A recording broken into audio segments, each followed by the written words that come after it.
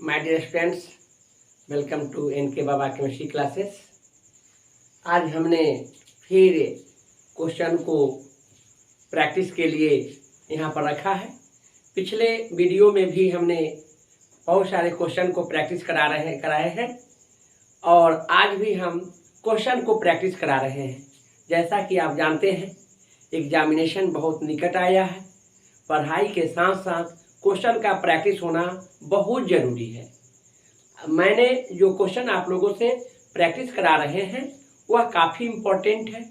वह NCERT book के अंतर्गत जितने भी इम्पोर्टेंट पॉइंट्स हैं उसको मैंने ऑब्जेक्टिव क्वेश्चन के रूप में रिप्रेजेंट किया है और सिलेबस भी यही है। आपका ऑब्जेक्टिव क्वेश्चन बनना बहुत ही बड़ी बात है, जो मैं अपने अनुभव के आधार पर हम यहाँ पर लाए हैं और यह काफ़ी उपयोगी है।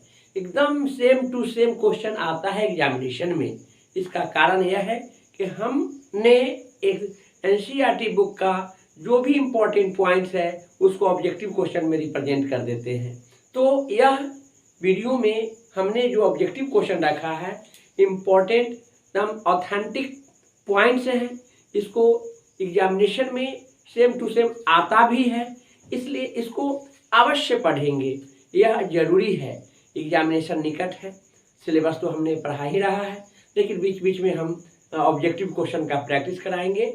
साथ साथ 2 मार्क्स का और 5 मार्क्स का जो क्वेश्चंस होते हैं उसको भी कराएंगे। लेकिन टफ काम है ऑब्जेक्टिव को प्रैक्टिस कर लेना, ऑब्जेक्टिव को एग्जामिनेशन में लड़वा देना। जो मैं कर रहा हूँ उस 100% एग्जामिनेशन से संबंधित है और एग्जामिनेशन में आएंगे, इसलिए इस वीडियो को देखना मत भूलेंगे। यह आपके लिए सजीवन बूटी है, आपके लिए एक मार्गदर्शन का काम करेगा, आपका मोरल को हाई करेगा।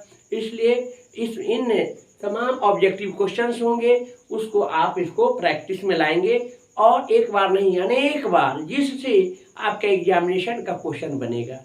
जैसा कि आप जानते हैं, बिहार बोर्ड का जो पैटर्न है वह 50% ऑब्जेक्टिव है, आपको आधा रिजल्ट यही देगा। और यदि आप क्वेश्चन सही बना के लाते हैं तो यह 50% अर्थात 35 नंबर का जो क्वेश्चन है 35 में 35 यहीं से आपको मिल जाएंगे। लेकिन साथ साथ कुछ प्रैक्टिकल वगैरह की बात कर लेते हैं तो एक डिवीजन पकड़ाएगा, और उसके बाद 2 मार्क्स का क्वेश्चन या 3 मार्क्स का क्वेश्चन है, उसमें तो निश्चित रूप से क्वेश्चन आपको सही भी लिखते हैं तो कुछ न कुछ उसका मार्किंग कम करता है। अब 5 नंबर का क्वेश्चन लेते हैं तो 5 के 5 थोड़ी दे देता है, 3 नंबर 4 नंबर 2 नंबर देता है। 2 नंबर का है तो एग्जामिनर का यह सोच रहता है कि 2 है तो चलो हम 1 नंबर दे देते हैं। तो आपको रिटन एग्जामिनेशन जो होंगे, जो सब्जेक्टिव क्वेश्चन है, वह आपको स्कोर नहीं पुराएगा। स्कोरिंग के लिए ऑब्जेक्टिव चाहिए, जो येस और नो में इसका जवाब रहता है, और येस जवाब लाने के लिए आपको मैंने टू द पॉइंट एनसीईआरटी रखे हैं और कंप्लीट सिलेबस को रखते हैं ताकि आपको क्वेश्चन नहीं छूटे। तो आप लोगों को इतना ध्यान में रखना है कि आपके अच्छे रिजल्ट के लिए जो मैं ऑब्जेक्टिव प्रैक्टिस करा रहा हूँ यह अवश्य करें। मैं समस्त बिहार वासियों के स्टूडेंट को कहना चाहता हूँ, जो बोर्ड लेवल का क्वेश्चन, जो बोर्ड के बिहार बोर्ड से एग्जामिनेशन देंगे, और इसके लिए यह बहुत ही महत्वपूर्ण मैंने एक तरीका लाया है, इसको जरूर फॉलो करें, इसको जरूर पढ़ें। तो आज का जो टॉपिक्स है, हमने कुछ इम्पोर्टेंट जो डी ब्लॉक के तत्व है उससे संबंधित मैंने रखा है और काफ़ी महत्वपूर्ण है। जैसा कि हम पहले ही बतलाते हैं कि डी ब्लॉक के तत्वों का संरचना निम्नलिखित में कौन है, तो आप जानेंगे कि डी ब्लॉक के तत्वों का संरचना की बात करते हैं, ये डबल डम्बेल होता है। डम्बेल का मतलब होता है डमरू के आकार, जो आप लोग जानते ही होंगे। यह डबल डम्बेल इसका संरचना होता है। एस की बात करते तो गोलीय होता, पी की बात करते तो डबल डम्बेल होता, डी की बात कर रहे हैं तो डबल डम्बेल है, और एफ जो ब्लॉक होते हैं वह कॉम्प्लिकेटेड होते हैं, उसकी संरचना को रिप्रेजेंट करना कठिन बात है। तो इसका आंसर होंगे डबल डम्बेल। बहुत ही इंपॉर्टेंट है, यह बिहार बोर्ड के एग्जामिनेशन में पूछा गया भी क्वेश्चन है यह। नेक्स्ट है NiCO4 यानी टेट्रा कार्बोनिल निकेल। का संरचना निम्नलिखित में से कौन है। तो आपको यह क्वेश्चन भी इम्पोर्टेंट है, 2-4 क्वेश्चन हम आपको ऐसा कंपैरिजन कराएंगे कि लगेगा कि एकदम सेम है लेकिन उसकी स्ट्रक्चर अलग अलग हो जाती है। जैसे NiCO4 और एक PtCl4, दोनों में 4 का लिगेंड्स हैं, फिर भी इसकी संरचना में अंतर है। दोनों क्वेश्चन पूछे हुए एग्जामिनेशन में। तो यहाँ पर आप जानेंगे कि इसका संरचना जो होगा यह टेट्राहेड्रल होगा। कौन होगा? टेट्राहेड्रल। दैट मीन्स चतुष्फलकीय, हिंदी में इसको चतुष्फलकीय कहते हैं। इसका हमने ऑप्शन रखा है स्क्वायर प्लेनर अर्थात वर्ग समतलीय, उसके बाद है हेक्सा को है टेट्राहेड्रल मीन्स चतुष्फलकीय, हेक्सागोनल षटकोणीय, और ऑक्टाहेड्रल यह अष्टफलकीय। हमने ऐसा इसलिए रखा है कि कभी कभी एग्जामिनेशन में जो क्वेश्चन पूछे जाते हैं इंग्लिश वर्ड को ही हिंदी में रिप्रेजेंट कर देता है, ये स्क्वायर प्लेनर ही का रख देता है, तो वहाँ पर आपको लगेगा कि स्क्वायर प्लेनर क्या है। हिंदी मीडियम के स्टूडेंट के लिए तो वह जानेंगे कि वह स्क्वायर प्लेनर वर्ग समतलीय का ही इंग्लिश में लिखा जाता है, स्क्वायर प्लेनर जो हिंदी में लिख दिया गया है। तो इसको नहीं भूलेंगे, एकदम इसको ध्यान में रखेंगे, तो इसका आंसर टेट्राहेड्रल होगा। इसी प्रकार ये भी बहुत बहुत इंपॉर्टेंट क्वेश्चन है, जिनन टेट्राफ्लोराइड। जिनन टेट्राफ्लोराइड का जो संरचना है वह स्क्वायर प्लेनर है, इसको ध्यान में रखेंगे। नेक्स्ट है HCF2, जिनन डाइफ्लोराइड का संरचना निम्नलिखित में से कौन है। तो यह टू द पॉइंट ऑब्जेक्टिव है, इसलिए ऑब्जेक्टिव तरीका ही जानेंगे। और यहाँ पर जिनन डाइफ्लोराइड का संरचना लीनियर होता है अर्थात रेखीय होता है, इसका आंसर डी होगा। इसी प्रकार PtCl4 का संरचना निम्नलिखित में से कौन है। इसमें है वर्ग समतलीय, चतुष्फलकीय, षटकोणीय और अष्टफलकीय। इसका स्क्वायर प्लेनर अर्थात वर्ग समतलीय इसका स्ट्रक्चर होगा, इसका आंसर ए होगा। आप देखिए कि NiCO4 का संरचना टेट्राहेड्रल, जबकि PtCl4 का संरचना वर्ग समतलीय दैट मीन्स स्क्वायर प्लेनर है। यह दोनों एग्जामिनेशन में अक्सर पूछा जाता है। तो Na के रिस्पेक्ट में CO4 रहेगा, CO रहेगा, CO का होल 4, तो उसका टेट्राहेड्रल होगा, जबकि PtCl4 के रूप में रहेंगे तो उसका संरचना वर्ग समतलीय होगा। यहाँ Pt की जगह पर Na भी रहता फिर भी उसका संरचना वर्ग समतलीय होता, इसको याद रखेंगे। दोनों क्वेश्चन बहुत बहुत महत्वपूर्ण है। नेक्स्ट है K4FeCl6 hexacyano potassium hexacyanoferrate. Potassium hexacyanoferrate की बात करूं तो इसमें आप ये देखेंगे यह IUPAC नेम होते हैं, तो इसका जो है उप संख्या की बात करते हैं तो ये इतने लिगेंड्स की संख्या होते हैं, वह इसका उप संख्या होगा। इसमें 6 है, इसलिए इसका आंसर 6 होगा, बी होगा 6। तो नेक्स्ट क्वेश्चन है फास्फोरस पेंटाक्लोराइड का संरचना निम्नलिखित में से कौन है। काफी इंपॉर्टेंट क्वेश्चन है, पी ब्लॉक एलिमेंट से लिए हैं हमने। यह क्वेश्चन इस टाइप का इस बार नीट में भी पूछा है, अच्छा क्वेश्चन है। PCl5 फास्फोरस पेंटाक्लोराइड है, इसकी संरचना की बात करते हैं तो ये संरचना में ये होता क्या है कि ट्रायंगल बनाता है और एक ऊपर और एक नीचा, 2 पिरामिड होता है, अप और डाउन, तो इसका हो जाएंगे ट्राइगोनल और बाई पिरामिडल हो जाएंगे। इसका संरचना होगा ट्राइगोनल बाई पिरामिडल। तो यहाँ पर देखेंगे कि ये स्क्वायर प्लेनर है, यह ट्राइगोनल बाई पिरामिडल है, इसका आंसर यह बहुत बहुत इंपॉर्टेंट है यह। इसी प्रकार फिर हम बात कर रहे हैं NiCO के होल 4 का में निकेल का ऑक्सीकरण संख्या कितना है।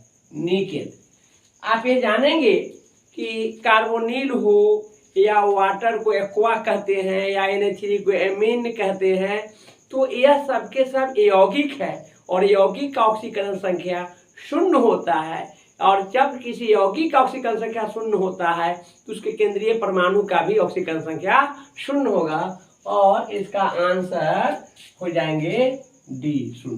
काफी इंपॉर्टेंट है। यह क्वेश्चन कई एक बार रिपीट किया है और पूछते ही रहेगा। अच्छा क्वेश्चन है, इसको ध्यान में रखेंगे।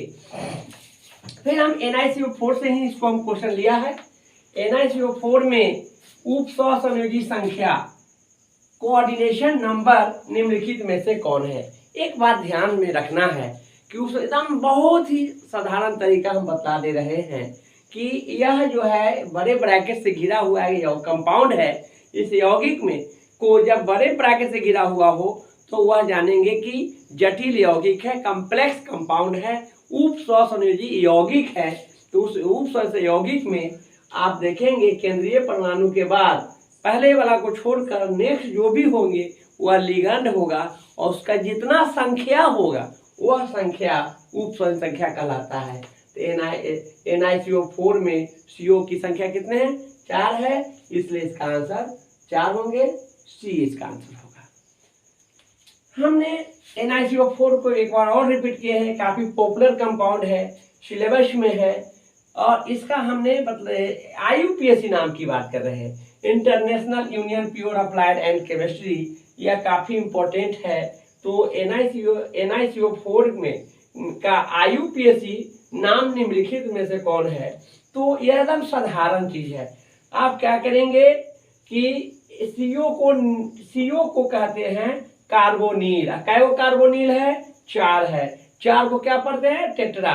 तो टेट्रा कार्बोनिल निकेल होगा, टेट्रा कार्बोनिल निकेल। एकदम सही है। इसमें हर जगह हम टेट्रा कार्बोनिल निकेल लिखे हैं, लेकिन हम छोटे ब्रैकेट में कहीं 0, कहीं 1, कहीं 2 इस तरह की बात किए हैं। तो आप जानेंगे कि टेट्रा कार्बोनिल निकेल होगा, लेकिन यह ब्रैकेट में जो है वह ऑक्सीकरण संख्या है। और अभी जस्ट हमने बताया है कि NiCO4 में ni का ऑक्सीकरण संख्या कितना होता है? 0। तो इसका हो जाएगा टेट्रा कार्बोनिल निकेल और 0 हो जाएगा। इसका आंसर 1। बहुत इंपॉर्टेंट क्वेश्चन है, ध्यान में रखना है। अब जो कार्बोनिल समूह आया, इस कार्बोनिल समूह को CO कहते हैं, कार्बन मोनोऑक्साइड कहते हैं। और ये कार्बन मोनोऑक्साइड में कार्बन ऑक्सीजन के बीच डबल बॉन्ड बनता है, द्विआबंध होता है। जब द्विआबंध होगा तो उसमें एक सिग्मा बॉन्ड, एक पाई होगा, और जहाँ पाई बॉन्ड होगा वह sp2 संकरण को प्रदर्शित करता है। इसलिए इसमें हम लोग देखेंगे कार्बोनिल समूह में संकरण कैसा है, sp2। आप यहाँ देख सकते हैं कार्बोनिल, कार्बन और ऑक्सीजन, कार्बन एवं ऑक्सीजन के बीच डबल बॉन्ड बनता है। जहाँ कहीं भी डबल बॉन्ड होगा वह sp2 संकरण को रिप्रेजेंट करता है, इसलिए इसका आंसर sp2 होगा। तो कुछ और ऑब्जेक्टिव क्वेश्चंस हैं। उसमें है निम्नलिखित में कौन वर्ग 17 के तत्व है। तो वर्ग 17 के तत्व को हाइलोजेंस कहते हैं। वर्ग 17 के तत्व को क्या कहते हैं? हाइलोजेंस। इसके अंतर्गत फ्लोरीन, क्लोरीन, ब्रोमीन, आयोडीन, एल्डेस्टीन आते हैं। इसका आंसर A होगा, जो लवण का निर्माण करता है। नेक्स्ट क्वेश्चन है निम्नलिखित में कौन तत्व हाइलोजेंस है। जैसा कि हमने पहले ही कहा है कि हाइलोजन में फ्लोरीन, क्लोरीन, ब्रोमीन, आयोडीन आते हैं, तो इसका आंसर होगा A।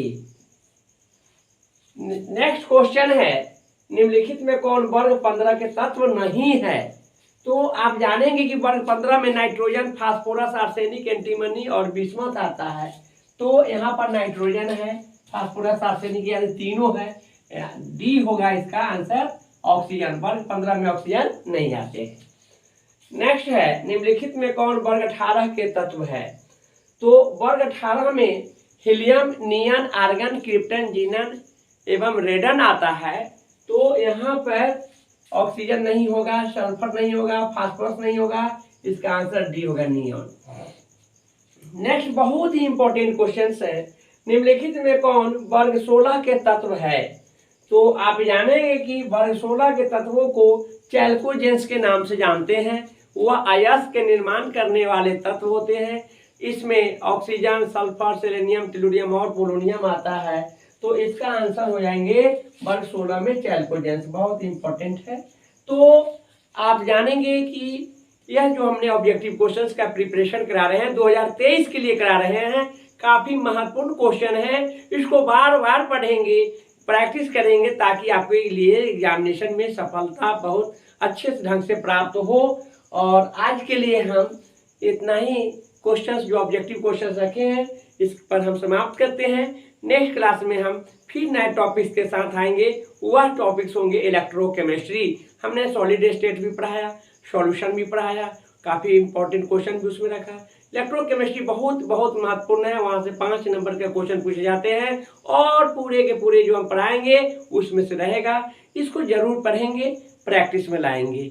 आज के लिए इतना ही रखते हैं।